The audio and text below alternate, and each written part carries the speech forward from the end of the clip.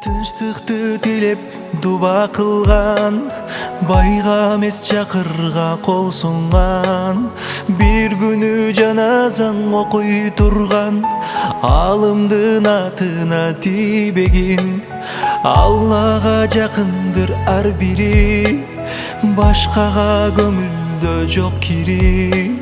Айтпасам болбойт го акыры, алымдын атына тийбегин. Намыны бургадың болбоду, уланган этиңи тойбоду. Бир жолу кечирди койбоду, алымдын атына. Кыргыздын энеси эмизген бала, кыргыз энени сүтүн эмген бала кыргыз тилин билиш керек.